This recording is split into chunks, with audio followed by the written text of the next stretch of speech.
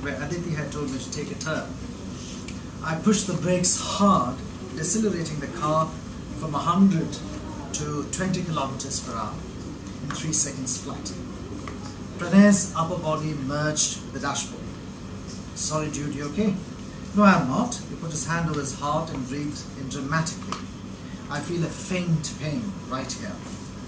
Pranay suffered from a mild form of hypochondria, courtesy his mother, who was some sort of a quack and owned a homeopathy clinic. I parked my car behind a red Porsche. I honked the horn to give the bereaved family notice of my arrival. The front door opened. I saw a woman come out. It was Aditi.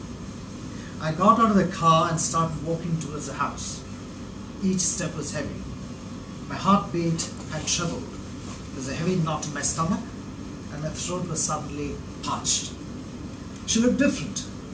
She had let her hair grow and had put on just the right amount of weight that accentuated her womanly curves. Her breast was fuller, her hips rounder. She was even more beautiful than I'd seen her last. The eyes were the same black holes pulling me towards them.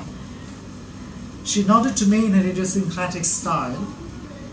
No enthusiastic wave, no superficial hug. She was called the ice queen in college. Her sense of calm and self-control was as legendary as her beauty. To everyone else, she seemed callous and emotionally undemonstrative. But I'd experienced the passion that existed beneath their serene exterior. She was wearing a yellow diaphanous negligee that stuck to her tall and statuesque frame like a second skin and gave me a glimpse of her round breasts. Behind me, Pranay gasped audibly. She could mesmerize any man she wanted. It was a gift. Her skin was flawless, like it had always been, exuding a magnetism that exhilarated and terrified me at the same time.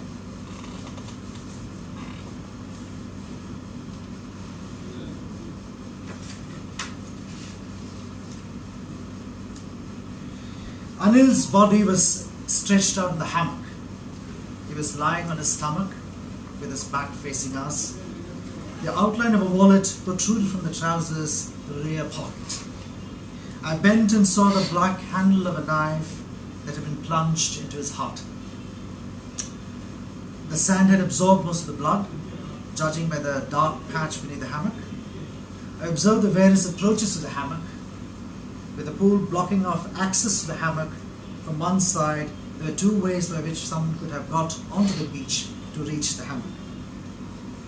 Either someone could come en route from the kitchen of the bungalow or walk in the direction perpendicular to the pool that led to the rear portion of the property. Was there an opening or a gate on the other side? I made a mental note to check that. I was lost in thought for a few minutes, studying the various approaches to the hammock. When I turned around, I saw to my dismay that Babu was lifting the cops with the help of the two junior inspectors. The Kapoors were handsome, a well-built clan, and each brother was at least 6 feet tall, if not more. Even with 3 of them at the task, they were struggling to carry the cops.